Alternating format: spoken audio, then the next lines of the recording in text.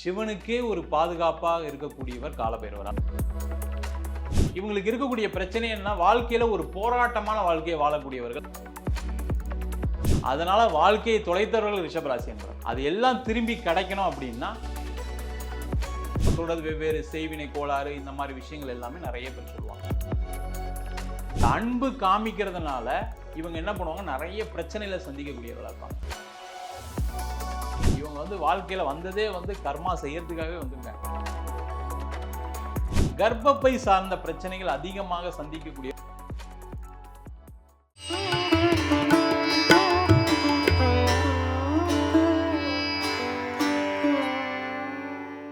பிரணவ மந்திரம் நேயர்களுக்கு அன்பு வணக்கம். ஒவ்வொரு தெய்வங்களுக்கும் ஒவ்வொரு கிழமைகள் இருக்கு. அதே மாதிரி அந்தந்த தெய்வங்களை நம்ம ஏன் வழிபடுறோம், அதற்கான சூட்சுமம் என்ன அப்படின்னு தெரிஞ்சுக்கிறதுக்காகவும் இன்னைக்கு பைரவர் அப்படிங்கிறது எல்லா கோவில்லையும் நம்ம பார்த்துருப்போம். அந்த பைரவருடைய வழிபாடு யாரெல்லாம் பண்ணலாம், அது பண்றதுனால நமக்கு எவ்வளவு சக்தி கிடைக்கும் அப்படின்னு சொல்லி தெளிவு கொடுக்கறதுக்காக ஜோதிடர் குருஜி வீனஸ் பாலாஜி அவர்கள் நம்ம கூட இணைஞ்சிருக்காங்க. சார் வணக்கம். வணக்கம். ஜோதிட பதிவுகள்னா நிறைய பார்க்குறாங்க நம்ம நேயர்கள். இன்றைய காலகட்டத்தில் ஒவ்வொரு தெய்வங்களை பற்றியும் நம்ம சிறப்புகள் பார்த்துக்கிட்டே வரும். அந்த வரிசையில் பைரவர் இது கோவிலில் இருக்கக்கூடிய ஒரு தெய்வம். இந்த தெய்வத்தை நம்ம பெருசாக நிறைய பேர் வணங்குறது இல்லை, பார்த்துட்டு போயிடுவாங்க. இந்த பைரவருக்கான உண்மையான தாத்பரியம் என்ன, இந்த பைரவரை நம்ம எந்த கிழமைகளில் எப்படி வழிபாடு செய்யணும்? இந்த பைரவர் சொல்லும்போது பார்த்தீங்கன்னா கால பைரவர்னு சொல்லணும். காலத்தை காப்பாற்றக்கூடியவர் காலபைரவர். ஏன் காலபைரவரை கோவில வச்சிருக்காங்க அப்படின்னா, சிவனுக்கே ஒரு பாதுகாப்பாக இருக்கக்கூடியவர் காலபைரவர். அதனால தான் பார்த்தீங்கன்னா சிவன் கோவிலில் கடைசியில் பள்ளியறை பூஜை முடிஞ்சதுக்கப்புறம் பார்த்தீங்கன்னா பைரவர்கிட்ட சாவி வச்சுட்டு அதுக்கப்புறம் கதவை பூட்டிட்டு வருவாங்க. அந்த மாதிரி ஒரு அமைப்பு நம்மளோட கோவில்களில் புராணங்களில் நம்ம நிறைய வச்சுட்டு இருக்கோம். காலபைரவர் அப்படின்னு சொல்லக்கூடியது என்ன கேட்டிங்கன்னா, கால புருஷனுக்கு அதிபதியானவர் செவ்வாய். அவர் தான் அஷ்டமாதிபதியும் செவ்வாய் தான். அதனால என்ன பண்றோம்னா, அந்த கால பைரவர் வழிபாடு பண்ணும்போது பார்த்தீங்கன்னா உங்களுக்கு ஏற்படக்கூடிய கெட்ட காலங்களை காப்பாற்றக்கூடியவர் தான் காலபைரவர். அதனாலதான் ரொம்ப சிறப்பு மிக்க காலபைரவரை எல்லா சிவன் கோவிலையும் வச்சிருக்காங்க. இந்த காலபைரவர் பார்த்தீங்கன்னா 8 பைரவர்கள் இருக்காங்க. அதனாலதான் அஷ்ட பைரவர் அப்படின்னு சொல்றோம். ஒவ்வொரு பைரவருக்கும் ஒரு தனித்தன்மைகள் உண்டு. இப்போ உதாரணத்துக்கு பார்த்தீங்கன்னா ஒவ்வொரு ராசி என்பவர்களுமே பார்த்தீங்கன்னா ஒவ்வொரு பைரவரை ஒரு காலகட்டங்களில் வணங்கலாம் அப்படின்னு சாஸ்திரம் சொல்லுது. முக்கியமா எல்லாருக்கும் தெரிஞ்சது என்ன அப்படின்னா, தேய்பிறை அஷ்டமினிக்கு வழிபாடு பண்றது ரொம்ப விசேஷம் அப்படின்னு பிளான் பண்றாங்க. அது மாதிரி இல்லாம ஒவ்வொரு பைரவருக்கும் ஒவ்வொரு தாற்பயம் இருக்கு. அதை இந்த கிழமையில வழிபாடு பண்ணலாம், இந்த ராசிக்காரர்கள் வழிபாடு பண்ணலாம் அப்படின்னு சாஸ்திரத்துல நிறைய விஷயங்கள் சொல்லியிருக்காங்க. கால பைரவர்னோடனே நம்ம கண்ணுக்கு முதல்ல தெரியக்கூடியது அவருடைய வாகனம். அந்த வாகனமானது நாய் அப்படிங்கிறது எல்லாருக்குமே தெரியும். ஏன் கால பைரவர் நாய் அப்படிங்கிற ஒரு வாகனத்தை வச்சிருக்காரு, அதே மாதிரி இதனுடைய வழிபாட்டு முறைகள் என்ன, மேஷத்திலேருந்து ஆரம்பிச்சிருக்கலாம். 12 ராசிகள் இருக்கு காலச்சக்கரத்துல. அப்படிங்கும்போது மேஷ ராசிலேருந்து துவங்கிக்கலாம். அதுல 3 நட்சத்திரங்கள் இருக்கு. இது எல்லாருக்கும் பொதுவானதா அப்படிங்கிறது. ஏன் நாய் அப்படின்னு கேட்டீங்க. வீட்டுல நாய் எதுக்காக வளர்க்குறோம்? காவலுக்காக. அது போல காவலுக்காக இருக்கக்கூடியவர் தான் காலபைரவர். அதனாலதான் காலபைரவன் சொல்லுவோம். காலத்தை காவல் காப்பவர் தான் காலபைரவர். அதனாலதான் அந்த நாய் வாகனம் இருக்கு. நிறைய பேருக்கு நாய் வாகனம் மட்டும்தான் தெரியும். ஒவ்வொரு பைரவருக்குமே வாகனங்கள் மாறுகிறது. நம்ம ஜெனரலா கோவில்ல பாத்தீங்கன்னா நாயோட இருக்கிற பைரவர் தான் பார்த்திருப்போம். ஆனா பைரவர்ல யானை இருக்கு, சிங்கம் இருக்கு, நிறைய விதமான பைரவர்கள் இருக்காங்க. ஒவ்வொரு ராசி என்பவர்களுக்கும் இந்த பைரவர் வழிபாடு பண்ணா சிறப்பா இருக்கும் அப்படின்னு நிறைய விஷயங்கள் கொடுக்கப்பட்டிருக்கு. இதுல நம்ம மேஷ ராசிலேருந்து துவங்கிக்கலாம். முதல் காலபுருஷ தத்துவம். மேஷ ராசியில பிறந்துட்டாலே ஒருத்தங்க இந்த பைரவரை லைஃப் டைம் பிடிச்சுக்கலாம் அப்படின்னா எந்த பைரவர், எந்த கிழமை, அவருக்கான வாகனம் என்ன, இதை பத்தி. மேஷ ராசி என்பர்கள் செவ்வாய் ஆதிக்கம் உள்ள ராசி என்பர்கள். எப்பவுமே பார்த்தீங்கன்னா பயங்கர வேகமா இருப்பாங்க. ஒரு விஷயத்தை வேகமா செய்யணும்னு நினைச்சு சாதிக்கக்கூடியவர்கள், வல்லமை பெற்றவர்கள் மேஷ ராசி என்பர்கள். பெருசா சாதிக்கணும் போது என்ன ஆகும், நிறைய பிரச்சனைகள் வாழ்க்கையில அனுபவிக்க வேண்டிய சூழ்நிலை வரும். அப்ப அதெல்லாம் தற்காத்து கொள்வதற்கு, வாழ்க்கையில தோக்காம இருக்கிறதுக்கு, வாழ்க்கையில ஜெயிப்பதற்கு அந்த மேஷ ராசி என்பர்கள் எல்லாருமே சண்ட பைரவரை வழிபாடு பண்றது ரொம்ப ரொம்ப விசேஷம். அது என்னைக்கு பண்ணணும் அப்படின்னா, செவ்வாய்க்கிழமையில ஒரு 9 தீபம் ஏற்றி வழிபாடு பண்ணாங்கன்னா அவங்க வாழ்க்கையில இருக்கக்கூடிய பலவிதமான பிரச்சனைகள் கண்டிப்பா தீரும். இது காலை நேரமா மாலை நேரமா? பொதுவா பைரவருக்கே மாலை வழிபாடு தான் சொல்றாங்க. மாலை நேரம்னா எந்த நேரத்துல அவரை வழிபடணும்? இந்த சண்ட பைரவருக்கான ஆலயம் எங்க இருக்கு, இவருடைய கோலம் அப்படின்னா? சண்ட பைரவருக்கு அப்படின்னு சொல்லக்கூடியது ஆலயம் பாத்தீங்கன்னா பெரிய நிறைய இடத்துல ஆலயங்கள்லாம் கிடையாது. ஆக்சுவலா இதுல இருக்கக்கூடிய பிரச்சனையே அதுதான். எல்லா பைரவரும் பாத்தீங்கன்னா சிவன் கோவில்ல இருப்பாங்க. அந்த சிவன் கோவில்ல இருக்கக்கூடிய பைரவரை வழிபாடு பண்ணலாம். பொதுவான கால பைரவர் அப்படின்னு சொல்லுவோம். அந்த பைரவரை வழிபாடு பண்ணலாம். செவ்வாய்க்கிழமையில செவ்வாய் ஓரையில வழிபாடு பண்றது ரொம்ப ரொம்ப விசேஷம். அதுல எந்த டவுட்டும் கிடையாது. இல்ல சார் என்னால போக முடியல அப்படின்னா, கர்மாவே எப்படி இருக்குன்னா நம்மள போக விடாம தடுப்பதற்கான ஒரு வேலையை செய்யும். நான் இந்த டைம்ல இந்த நேரத்துல தான் போய் தீபம் போடணும்னு நிறைய பேரால போட முடியாது. அதனால ஜென்ரலா என்ன சொல்லுவோம், செவ்வாய்க்கிழமையில செவ்வாய் ஓரையில போடுங்கன்னு சொல்லுவோம். இல்ல காலையிலயோ மாலையிலயோ, மாலையில போட்டா ரொம்ப விசேஷம். ஆனா மாலையிலயாவது கண்டிப்பா போடுங்க அப்படின்னு நிறைய பேருக்கு சொல்றோம். நிறைய பேருக்கு பிரச்சனைகள் தீர்ந்திருக்கு. இந்த சண்ட பைரவர் அப்படின்னு சொல்லக்கூடியவர் வந்து பாத்தீங்கன்னா ஆயுதம் ஏந்திய பைரவராக இருப்பார். நீங்க அதான் ரொம்ப விசேஷம். அதனால தான் பாத்தீங்கன்னா நிறைய பிரச்சனைகள், சண்டைகள், கோர்ட்டு கேஸ், வம்பு வழக்கு இருக்கக்கூடியவர்கள் மேஷராசி என்பது ஜென்ரலாவே. அந்த மாதிரி இருக்கக்கூடியவர்கள் அந்த ஆயுதம் ஏந்திய சண்ட பைரவரை செவ்வாய்க்கிழமை வழிபாடு பண்றது ரொம்ப நல்லது. நேவேத்தியம் அப்படின்னு சொன்னா பருப்பு சாதம் மாதிரி ஏதாவது ஒன்று நேவேத்தியம் பண்ணி எல்லாருக்கும் அன்னதானம் பண்றது ரொம்ப ரொம்ப விசேஷம். அடுத்ததாக பார்த்தீங்கன்னா ரிஷப ராசிக்காரர்கள், இவர்கள் எந்த பைரவரை வழிபடலாம்? ரிஷப ராசி என்பவர்கள் எல்லாருமே ரிஷப ராசிக்கு அதிபதியானவர் சுக்கிரன். அதனால ரிஷப ராசி அன்பர்கள் எல்லாமே ருரு பைரவர் அப்படின்னு ஒருத்தர் இருக்கார். ருரு பைரவர்னு சொல்லக்கூடியவர் வந்து பாத்தீங்கன்னா வெள்ளிக்கிழமையில நீங்க வழிபாடு பண்றது ரொம்ப ரொம்ப விசேஷம்.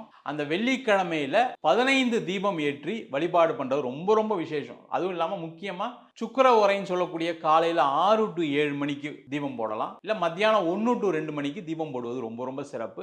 இல்ல சாயங்காலம் 7 to 8 இந்த பைரவருக்கு தீபம் போட்டு வழிபாடு பண்றது நல்லது. இந்த பைரவர் வந்து பாத்தீங்கன்னா ரொம்ப விசேஷமா என்னன்னா, எப்படி ரிஷப ராசிக்கு அதிபதியான ரிஷப வாகனம் மாடு அப்படின்னு சொல்லலாம். சரிங்களா, காள மாடுன்னு சொல்லுவோம். அந்த காள மாடோட வாகனத்தோட இருக்கக்கூடியவர் இந்த ருரு பைரவர். இந்த ருரு பைரவர் வழிபாடு பண்ணாங்க அப்படின்னா இவங்களுக்கு இருக்கக்கூடிய பொருளாதார பிரச்சனைகள், எனக்கு காசு தாங்க வேணும், வீடு கட்டணுங்க, என் மனைவியை பார்க்கணுங்க, குழந்தைங்களை பார்க்கணுங்க, ஃபேமிலியை பார்க்கணும்னு சொல்லுவாங்க. அதனால வாழ்க்கையை தொலைத்தவர்கள் ரிஷபராசி என்பவர். அது எல்லாம் திரும்பி கிடைக்கணும் அப்படின்னா இந்த ரிஷப வாகனத்தில் உள்ள பைரவரை ருரு பைரவர்னு சொல்லுவாங்க. அந்த ருரு பைரவரை வழிபாடு பண்றது ரொம்ப ரொம்ப விசேஷம். அடுத்ததாக மிதுன ராசிக்காரர்களுக்கு எந்த பைரவர், எந்த கிழமை, எவ்வளவு தீபங்கள்? மிதுன ராசி அன்பர்களுக்கு உன்மத்த பைரவர் அப்படின்னு சொல்லலாம். இந்த உன்மத்த பைரவர் வந்து பாத்தீங்கன்னா தன்வந்திரி இருக்கும், பானை வச்சிருக்க மாதிரி அந்த பைரவர். மிதுன ராசி அன்பர்களுக்கு இருக்கக்கூடிய மிகப்பெரிய பிரச்சனை கடன் பிரச்சனை தான் அதிகமா. அதே மாதிரி கணவன் மனைவி சார்ந்த பிரச்சனைகள் நிறைய இருக்கும். அதற்கு காரணம் பாத்தீங்கன்னா அவங்க சொல்றது வெவ்வேறு செய்வினை கோளாறு, இந்த மாதிரி விஷயங்கள் எல்லாமே நிறைய பேர் சொல்லுவாங்க. அந்த மாதிரி இருக்கக்கூடியவர்கள் உன்மத்த பைரவரை வழிபாடு பண்றது ரொம்ப ரொம்ப நல்லது. அந்த உன்மத்த பைரவருக்கு புதன்கிழமை 18 தீபம் போட்டு வழிபாடு பண்றது நல்லது. அது மட்டும் இல்லாம அந்த பைரவரை நீங்க என்ன பண்ணலாம், ஒரு தேங்காவை உடைச்சி அதுல எண்ணெய் ஊத்தி தீபம் போடலாம். பூஷணிக்காவை வெட்டி தீபம் போடலாம். எலுமிச்சை பழம் அதை வெட்டியும் தீபம் போடுவது ரொம்ப ரொம்ப சிறப்பு. இதை பண்ணாங்கன்னா என்ன நடக்கும் அப்படின்னா இவங்களுக்கு கடனுடைய சுமைகள் கண்டிப்பா குறையும். கணவன் மனைவி சார்ந்த பிரச்சனைகள் தீரும்.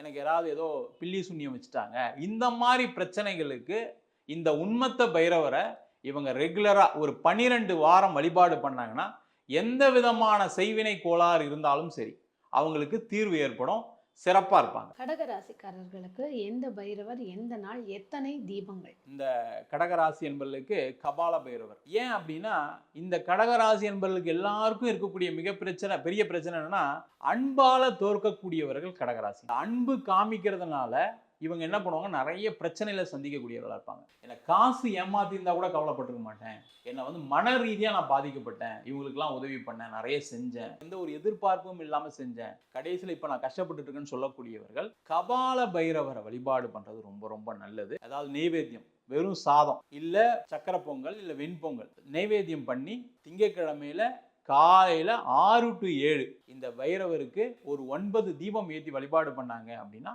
மிகப்பெரிய ஒரு மாற்றம், மன ரீதியான மாற்றம் கண்டிப்பா ஏற்படும். அடுத்ததாக சிம்ம ராசிக்காரர்களுக்கு எந்த பைரவர், எந்த நாள், எத்தனை தீபங்கள்? சிம்ம ராசி என்பவர்களுக்கு சொர்ண ஆக்கர்ஷண பைரவர் அப்படின்னு சொல்லலாம். இந்த சிம்ம ராசி என்பவர்களுக்கு இருக்கக்கூடிய பெரிய ஒரு நெகட்டிவான விஷயம் என்னன்னா ஒரு புகழ் பெறணும் நினைக்கக்கூடியவர்கள் சிம்மராசி என்பது. அது எந்த துறையில இருந்தாலும் சரி, எந்த துறையில இருந்தாலும் நான் ஒரு மேனேஜரா இருக்கணும், ஒரு லீடா இருக்கணும், நான் சொல்றது நிறைய பேர் கேட்கணும், நான் ஒரு பெரிய பதவியில் இருக்கணும் அப்படின்னு நினைக்கக்கூடியவர்கள் சிம்மராசி என்பவர். அது கிடைக்காதனால நிறைய பேருக்கு சில பிரச்சனைகள் வரும். அந்த மாதிரி இருக்கக்கூடியவர்கள் இந்த சொர்ண ஆக்கர்ஷண பைரவர். சொர்ண ஆக்கர்ஷண பைரவர்ன்றது திருவண்ணாமலையில் இருக்கக்கூடிய சிவன் கோவிலே இருக்கார். நிறைய கோவில்களை சொர்ண ஆக்கர்ஷண பைரவரை பார்க்கலாம். அந்த சொர்ண ஆக்கர்ஷண பைரவருக்கு ஞாயிற்றுக்கிழமை 9 தீபம் போட்டு வழிபாடு பண்ணாங்க அப்படின்னா வாழ்க்கையில மிகப்பெரிய உயரத்தை அடையக்கூடிய ஒரு அற்புதமான அமைப்பு கிடைக்கும். முக்கியமா யாரெல்லாம் ப்ரொமோஷனுக்காக வெயிட் பண்றாங்க வச்சுக்கோங்களேன். இப்ப நான் ஒர்க் பண்ணேன், எனக்கு வந்து நல்லா ஒர்க் பண்ண நான் ஆஃபீஸில், ஆனால் எனக்கான ரெமுனரேஷன் கிடைக்கல, எனக்கான ப்ரொமோஷன் கிடைக்கல, எனக்கு தகுதி இருக்குன்னு நினைக்கக்கூடியவர்கள் சொர்ண ஆகர்ஷண பைரவர் வழிபாடு பண்ணாங்கன்னா இம்மீடியட்டா அவங்களுக்கு ஒரு ப்ரொமோஷன் கிடைக்கும். அதே போல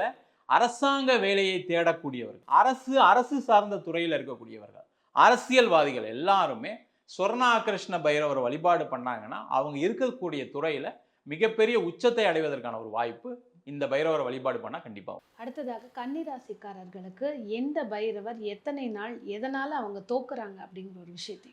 இந்த கன்னி ராசி என்பவர்கள் தோக்கக்கூடிய விஷயம் அப்படின்னா இவங்க வந்து மிக சிறந்த புலமை பெற்றவர்கள் கன்னிராசி. இவங்களுக்கு வந்து ஒரு தனித்திறமை எப்பவுமே உண்டு. அவங்க நடையில, உடையில, பாவனையில, பேசுறதுல, பழகக்கூடிய விஷயங்கள்ல, படிப்புல ஒரு மிக சிறந்து விளங்கக்கூடியவர்கள் இந்த கன்னிராசி என்பவர்கள். கன்னிராசி என்பவர்கள் எல்லாருமே வந்து சம்ஹார பைரவர். இந்த சம்ஹார பைரவர் அப்படின்னு சொல்லக்கூடியது வந்து பார்த்தீங்கன்னா 12 கைகளோட இருக்கக்கூடிய ஒரு அற்புதமான பைரவர். இந்த சம்ஹார பைரவரை நீங்க வழிபாடு பண்ணீங்க அப்படின்னா உங்களுக்கு எது பிடிக்காதது இருக்கோ அதை அழிக்க வல்லமை பெற்றவர் அப்படின்னு சொல்லுவோம். இப்போ நிறைய பேருக்கு என்ன பிரச்சனை அப்படின்னா எனக்கு கடன் பெரிய பிரச்சனையா இருக்குங்க வாழ்க்கையில. முக்கியமாக ராகு திசை நடக்கக்கூடிய கன்னிராசி என்பவர்கள் பிரச்சனை நிறைய பேர் மாட்டுறாங்க. அந்த மாதிரி இருக்கக்கூடியவர்கள் சம்ஹார பைரவரை வழிபாடு பண்றது ரொம்ப ரொம்ப நல்லது. இந்த சம்ஹார பைரவரை எப்படி வழிபாடு பண்ணணும்னா எலுமிச்சம்பழம் மாலை அந்த பைரவருக்கு சாத்தி செவ்வாய்க்கிழமையில ராகு காலத்துல வழிபாடு பண்றது நல்லது. 3 to 4 வழிபாடு பண்றது நல்லது. இந்த சம்ஹார பைரவர் அப்படின்னு சொல்லக்கூடியவர் சென்னையில பொடிச்சுலூர்னு ஒரு இடம் இருக்கு. அந்த இடத்துல அகஸ்தீஸ்வரர் கோவில் இருக்கு.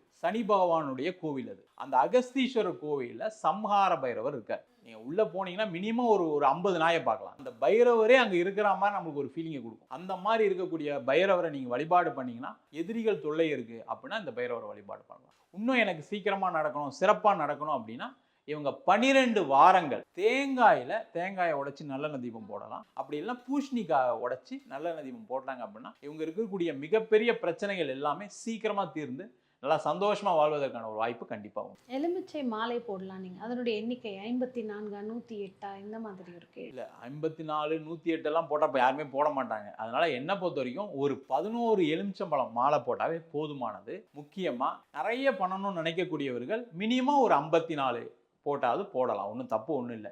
அடுத்ததாக துளாராசிக்காரர். இந்த துளாராசி என்பவர்கள் சொன்னாவே சனி உச்சம் அடையக்கூடிய ராசி. இவங்க வந்து வாழ்க்கையில வந்ததே வந்து கர்மா செய்யறதுக்காகவே வந்திருக்காங்க. அப்ப கர்மா செய்யும் போது என்ன ஆகும், பின்னாடி ஒரு பிரச்சனை வருமா இல்லையா? துளாராசி அப்படின்னு சொன்னாவே உறவுகளால் மிதிக்கப்படக்கூடியவர்கள் துளாராசி. அதே போல கடன் பிரச்சனை வாழ்க்கையில இவங்களை தூங்கவே விடாது. இந்த 2 பிரச்சனைகளும் அதிகமாக இருக்கக்கூடியவர்கள் இந்த துளாராசி. இந்த துளாராசி என்பவர்கள் எல்லாருமே பீஷண பைரவர் வழிபாடு செய்யறது ரொம்ப நல்லது. இந்த பீஷண பைரவர் அப்படின்னு சொல்லும்போது பாத்தீங்க அப்படின்னா அவரு சிங்கம் வச்சிருக்க மாதிரி இருப்பார். அதான் ரொம்ப விசேஷம்.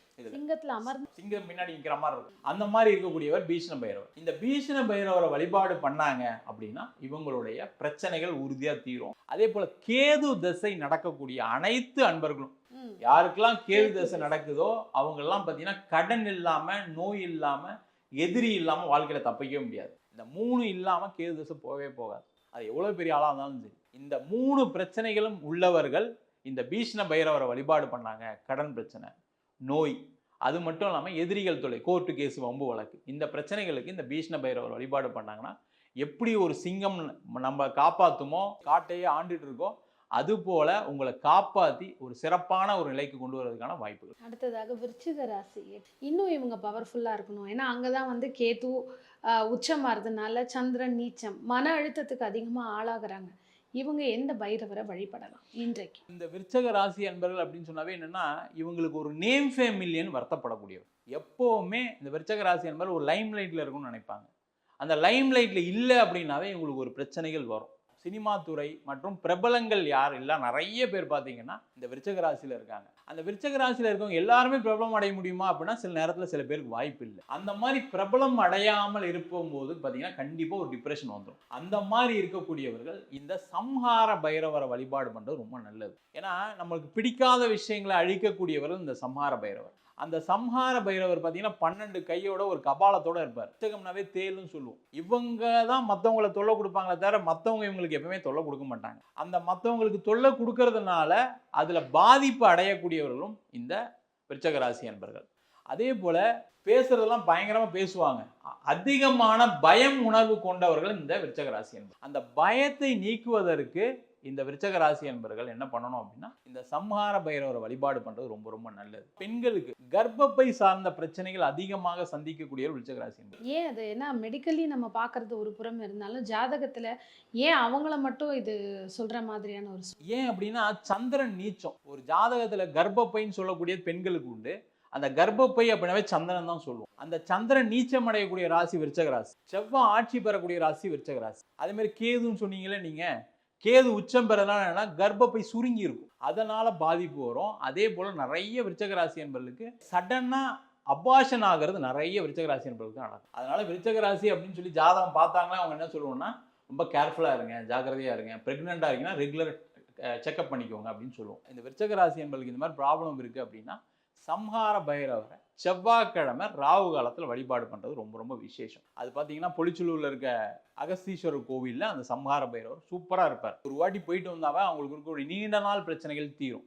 ஒரு 12 வாரங்கள் அங்கே போய் எலுமிச்சம்பழம் தீபமோ தேங்காயில தீபமோ பூஷணிக்கால தீபமோ போட்டு அந்த சம்ஹார பைரவருக்கு எலுமிச்சம்பழம் மாலை சாத்திட்டு வந்தாங்கன்னா கண்டிப்பாக அவங்களுடைய பிரச்சனைகள் தீரும். அடுத்ததாக தனுசு ராசிக்காரர்களுக்கு எந்த பைரவர் எந்த நாள் எத்தனை தீபங்கள்? தனுசு ராசி அன்பர்களுக்கு வந்து பார்த்தீங்கன்னா அசிதாங்க பைரவர் அப்படின்னு இருக்காரு. அந்த அசிதாங்க பைரவருக்கு வியாழக்கிழமையில போய் வழிபாடு பண்ணா ரொம்ப ரொம்ப விசேஷம். ஏன் இந்த தனுசு ராசி அன்பர்களுக்கு போய் வழிபாடு கண்டிப்பா பண்ணணும் அப்படின்னா வாழ்க்கையில ஒரு போராட்டமான வாழ்க்கையை வாழக்கூடியவர்கள் தனுசு ராசி அன்பர்கள் தான். ரொம்ப நேர்மையா இருப்பாங்க, நியாயமா இருப்பாங்க. நேர்மையா இருந்தா என்ன ஆகும்? ஆபீஸ்ல பிரச்சனை, வேலை செய்யற இடத்துல பிரச்சனை, தொழில பிரச்சனை. அதாவது தனுசு ராசி என்பவர்கள் நாங்க முதல்ல சொல்றது என்னன்னா முதல்ல வியாபாரம் பண்ணாதீங்க.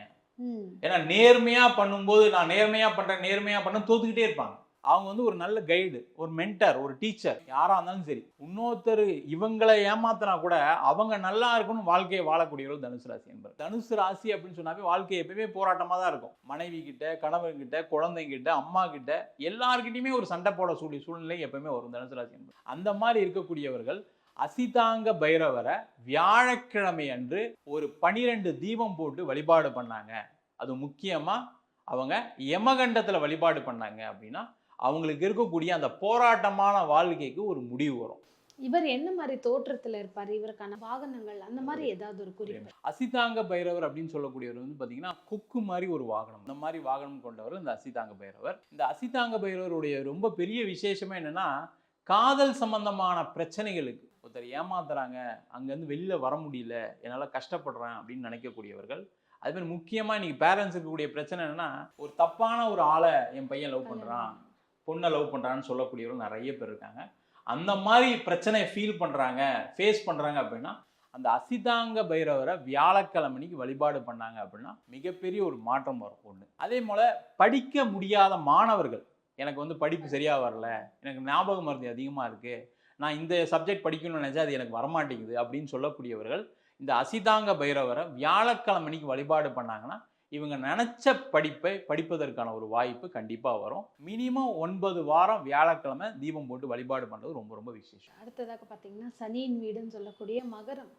இந்த மகர ராசிக்காரர்கள் எந்த பைரவரை வழிபடலாம்? எந்த நாள் எத்தனை தீபங்கள்? இந்த மகரத்தில் இருக்கிற நிறைய பேருக்கு தொழில் நல்லா அமையுது, ஆனால் வாழ்க்கையில் பிரச்சனையாகுது. இல்லை நிறைய பேருக்கு தொழில் இல்லை, நான் வேலைக்கு போகிறேன் ஆனால் இன்னும் அடிமையாக தான் வேலை செய்கிறேன் அப்படிங்கிற மாதிரி ஒரு விஷயம். இதை பற்றி இந்த மகர ராசி என்பர்களுக்கு இருக்கக்கூடிய நீங்களே பிரச்சனை சொல்லிட்டீங்க, ரிலேஷன்ஷிப் தான் ப்ராப்ளம் அப்படின்னு. அதுவும் முக்கியமாக இப்போ மகர ராசி என்பர்கள்னு சொன்னாவே அழாத குறைய தான் பேசுவாங்க. அந்த அளவுக்கு பார்த்தீங்கன்னா ஒரு 7.5 வருஷமாக நிறைய பாதிப்புகள், 7.5 சனி ஆரம்பிச்சதுலேருந்தே அவங்களுக்கு நிறைய பாதிப்புகள் இருக்குது. அந்த மாதிரி மகர ராசி என்பர்கள் குரோதன பைரவர் அப்படின்னு ஒருத்தர் இருக்கார். அந்த குரோதன பைரவரை சனிக்கிழமை அன்னைக்கு 9 எள்ளு தீபம் போட்டு வழிபாடு பண்ணுறது ரொம்ப ரொம்ப நல்லது. அது வந்து பார்த்தீங்கன்னா கருட வாகனத்தில் இருக்கக்கூடிய ஒரு அற்புதமான பைரவர். மகர ராசி அப்படின்னு சொன்னீங்கன்னா இப்போ அவங்களுக்கு இருக்கக்கூடிய பிரச்சனைனா வாழ்க்கையில எல்லாத்தையும் இழந்துட்டேன், மனைவி, கணவர், குழந்தை, அதே மாதிரி பொருளாதாரம், வீடு, வண்டி, வாகனத்தை இழந்தவர்கள் மகர ராசி என்பவர். நிறைய பேர் காசு இருந்தால் கூட ஏதாவது இடத்துல ஒரு ஸ்கேம்ல மாட்டியிருப்பாங்க. அந்த மாதிரி இருக்கக்கூடியவர்கள் வாழ்க்கையில் எனக்கு திரும்ப பழைய மாதிரி நான் இருக்கணும், பழைய மாதிரி என் வாழ்க்கையை வாழணும்னு நினைக்கக்கூடியவர்கள் சனிக்கிழமை அன்னைக்கு இந்த குரோதன பைரவரை வழிபாடு பண்ணாங்க அப்படின்னா மிகப்பெரிய ஒரு வெற்றியை பெறுவதற்கான வாய்ப்பு கண்டிப்பாக உண்டு. கும்பராசிக்காரர்கள் இவர்களுக்கான கால பைரவர் யாரை வழிபடணும்? எந்த நாள் எந்த கிழமை அதே போல எத்தனை தீபம். இந்த கும்பராசி என்பவர்கள் இருக்கக்கூடிய மிகப்பெரிய பிரச்சனை பெருசா வாழ்க்கையை வாழணும், எதை எடுத்தாலும் பெருசா சாதிக்கணும், பெருசா வாழ்க்கையை வாழணும்னு நினைக்கக்கூடியவர்கள் இந்த கும்பராசி என்பவர்கள். இந்த கும்பராசி என்பவர்களுக்கு எல்லாருக்கும் இது கிடைச்சிருக்கான்னு கேட்டா ஒரு 90% கிடைக்கல. அதனால வாழ்க்கையில ஒரு விரக்தியில இருக்கக்கூடியவர்களும் கும்பராசி என்பது தான். ஆனா தொடர்ந்து ட்ரை பண்ணிக்கிட்டே இருப்பாங்க, அதுல எந்த டவுட்டும் கிடையாது. இவங்க பீஷண பைரவரை வழிபாடு பண்றது ரொம்ப ரொம்ப சிறப்பு. இந்த பீஷண பைரவரை ஞாயிற்றுக்கிழமையில வழிபாடு பண்றது ரொம்ப ரொம்ப நல்லது. இந்த பீஷண பைரவர் அப்படின்னு சொல்லி சிங்கம் மாதிரி இருப்பார். இவங்க எப்ப சோர்ந்து போறாங்களோ அப்ப என்ன ஆகும்னா வாழ்க்கையில ஒரு வெற்றி இல்லாம போயிடும். அப்ப அந்த சோர்ந்து போகாம இருக்கிறதுக்கு, நான் வாழ்க்கையில திரும்பி எல்லாத்தையும் ஜெயிப்பேன், எல்லாத்தையும் எனக்கு கிடைக்கும் அப்படின்னு நினைச்சு நம்பிக்கையோட திருப்பி வழிபாடு பண்றது ஒரு முக்கியமான பைரவர் யாருன்னு கேட்டா இந்த பீஷ்ண பைரவர் தான். சிங்கம் வச்சுட்டு இருக்கக்கூடிய பைரவரை ஞாயிற்றுக்கிழமை அன்னைக்கு ஒரு 9 தீபம் போட்டு வழிபாடு பண்ணாங்க அப்படின்னா ரொம்ப ரொம்ப விசேஷம். இந்த பீஷ்ண பைரவருக்கு ஏதாவது சக்கரை பொங்கல் வச்சு வழிபாடு பண்றது ரொம்ப ரொம்ப நல்லது. அது முக்கியமா ராகு கால நேரத்துல, அதாவது சாயங்காலம் 4:30 to 6 வழிபாடு பண்ணாங்க அப்படின்னா நல்லது. அது தவிர இந்த கும்பராசி என்பவர்கள் இந்த பீஷ்ண பைரவரை தேய்பிறை அஷ்டமி அன்னைக்கு வழிபாடு பண்ணாங்க, ரொம்ப நல்லது, ரொம்ப விசேஷம். அது முக்கியமா ஞாயிற்றுக்கிழமையும் தேய்பிறை அஷ்டமியும் சேர்ந்து வரக்கூடிய ஒரு நாள்ல 4 to 6 மணிக்கு வழிபாடு பண்ணாங்கன்னா மிகப்பெரிய வாழ்க்கையில பெரிய மாற்றங்கள் கண்டிப்பா வரும். ராசி மண்டலத்துல 12வதாக சொல்லக்கூடிய மீன ராசிக்காரர் மோட்ச வீடு அப்படின்னு நிறைய பெயர்கள் வச்சு சொல்றாங்க. எங்களுக்கு இப்போ 7.5 சனி வேற நடக்குது, இதுலேருந்து நாங்க வெளியில வரணும், வெற்றி பெறணும், ஜெயிக்கணும் அப்படின்னா எந்த பைரவர், எந்த நாள், எத்தனை தீபம்? மீனராசி என்பவர்களுக்கு இருக்கக்கூடிய மிகப்பெரிய பிரச்சனை என்னன்னா, நான் நிறைய பேருக்கு கைட் பண்றேன், அவங்களாம் நல்லா இருக்காங்க, ஆனா என்னால வாழ்க்கையில உயர முடியல அப்படின்ற ஒரு எண்ணங்கள் கொண்டவர்கள் இந்த மீனராசி என்பவர். என்னன்னா இவங்க மற்றவங்களுக்கு சொல்லி அவங்க செய்வாங்க, இவங்க செய்ய மாட்டாங்க, அதான் பிரச்சனை. அந்த செயல்முறையில எப்ப இருக்காங்களோ அப்ப கண்டிப்பா இவங்களுக்கு நல்லது நடக்கும். இப்போ வந்து 7.5 சனி வேற, ஏற்கனவே கொஞ்சம் பிரச்சனைகள் இருக்கும். இப்போ 7.5 சனினால நான் எதையுமே செய்ய முடியல அப்படின்னு சொல்லக்கூடியவர்களும் இந்த மீனராசி என்பவர்கள் தான். இந்த மீனராசி என்பவர்கள் இதுல இருந்து வெளியில வரணும், நான் பயங்கரமா உழைக்கணும், நான் சம்பாதிக்கணும், வாழ்க்கையில மற்றவங்க மாதிரி நானும் வெற்றி பெறணும் அப்படின்னு நினைக்கக்கூடியவர்கள் உன்மத்த பைரவரை வழிபாடு பண்றது நல்லது. இந்த உன்மத்த பைரவர் அப்படின்னு சொல்லக்கூடியவர் வந்து என்னன்னா, அந்த ஒரு சோம்பேறித்தனத்தை நீக்கக்கூடிய வல்லமை பெற்றவர் உன்மத்த பைரவர். புதன்கிழமை அன்னைக்கு வழிபாடு பண்றது ரொம்ப நல்லது. செய்வினை வச்சா மாதிரி இருக்கு, எனக்கு ஏதோ பில்லி சூனியம் வச்சா மாதிரி இருக்கு, நான் சரியா எதுவுமே பண்ண முடியல, நான் ஒண்ணு பண்ணணும்னு நினைச்சா மறுநாள் காலை அதை செய்ய முடியாம போயிடுது, உலகமே எனக்கு எதிர்த்து இருக்க மாதிரி இருக்கு அப்படின்னு நினைக்கக்கூடியவர்கள் இந்த மீனராசி என்பவர்கள். அது முக்கியமா 7.5 சனி வேற இருக்கு இப்போ. அதனால இந்த உன்மத்த பைரவரை புதன்கிழமை அன்னைக்கு வழிபாடு பண்ணாங்க அப்படின்னா இவங்களுக்கு இருக்கக்கூடிய அனைத்து விதமான பிரச்சனைகள் தீரும். நிறைய மீனராசி என்பவர்கள் இடம் மாற்றம் பண்ணா வாழ்க்கையில மிகப்பெரிய வெற்றி அடைவாங்க. ஏன்னா காலபுருஷனுக்கு 12வது ராசி, அந்த 12வது ராசியா இருக்கனால அது நீர் ராசி வேற. யாரெல்லாம் மீனராசி என்பவர்கள் கடல் தாண்டி போனாங்கன்னா சிறப்பா இருக்காங்க. எல்லாருக்கும் அந்த வாய்ப்பு இருக்கா? கடல் தாண்டி போக முடியுமா? போக முடியாது. அட்லீஸ்ட் 6 குளம் தாண்டியாவது போற மாதிரி, ஒரு ஊர் மாறி போற மாதிரி இருந்தாங்க அப்படின்னா மீனராசி என்பவர்கள் எல்லாருமே வெற்றி அடையலாம். அது முக்கியமா 7.5 சனி இருக்கக்கூடிய மீனராசி என்பவர்கள் ஊர் மாறி சென்று வெற்றி பெறுவதற்கான வாய்ப்பு உறுதியா உண்டு. முக்கியமா இந்த வழிபாடும் பண்ணிட்டு பண்ணாங்க அப்படின்னா இயற்கையாவே அவங்களுக்கு ஒரு ஊர் மாற்றம் கண்டிப்பா ஏற்படும். நிறைய இறைவனுடைய வழிபாடு இருக்கு. இதுல பைரவரை இன்னைக்கு நம்ம ஏன் வந்து செலக்ட் பண்ணி நேயர்களுக்கு கொடுக்குறோம்னா, காலத்தை காப்பவர் நம்மளையும் காப்பார் அப்படிங்கிற அந்த ஒரு நிச்சயமான நம்பிக்கை எல்லாருக்குமே பயனுள்ள ஒரு தகவலாக தான் இருந்தது. 12 ராசிக்காரர்களுக்குமே. நன்றி. நன்றி மேடம், வணக்கம்.